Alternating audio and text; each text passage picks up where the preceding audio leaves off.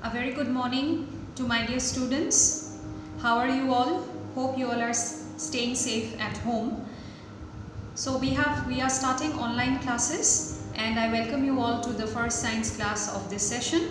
So we'll begin with the first chapter, and the first chapter for class 8 science is crop production and management. Okay, so in this chapter basically you are going to study what is a crop, how are you able to produce the crop, and after production how are you able to manage the crops. Okay, so firstly you will study what is a crop, what is the difference between a plant and a crop, how are you going to produce the crop, after production you need to harvest the crop, and after harvesting you need to store the crops. Okay, so how are you going to do that in a proper way, and ultimately how you are going to distribute the entire crops to the entire population. So basically we are studying here about crop production and management. So let's begin with our first class.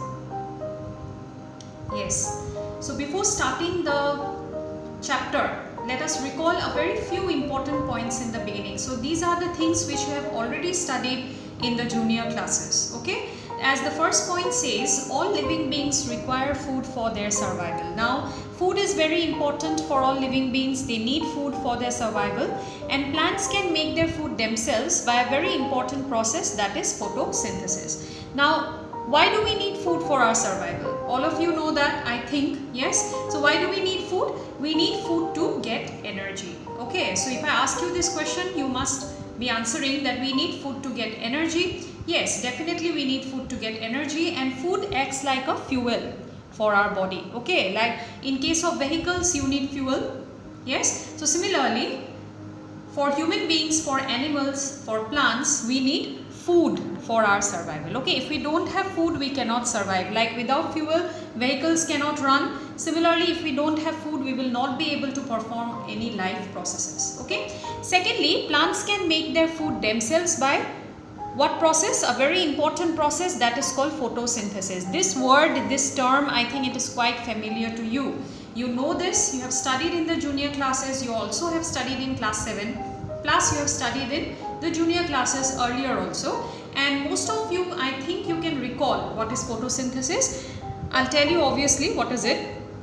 See, when you see the word photosynthesis, you can divide this into two parts. First part is photo, second part is synthesis. Now what is photo? Photo means light, and what is synthesis? Synthesis means to make, to combine. Okay, so that is called synthesis. That means plants, they can synthesize or make their food with the help of what? Light or photo. Photo means light. Okay, now what light will the plants use? Not artificial light obviously.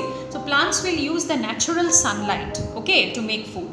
I think you remember this, but still we will recall what is photosynthesis. Okay, now first thing that you need to remember here, the first thing that you need to understand here, that it is a chemical process. Okay, now what do you mean by a chemical process? Chemical process means a process which involves chemical reactions. Okay, chemical reactions. That is why it is called a chemical process, by which plants can make their own food with the help of raw materials. Now what is raw material? That is another question you might be having in your mind.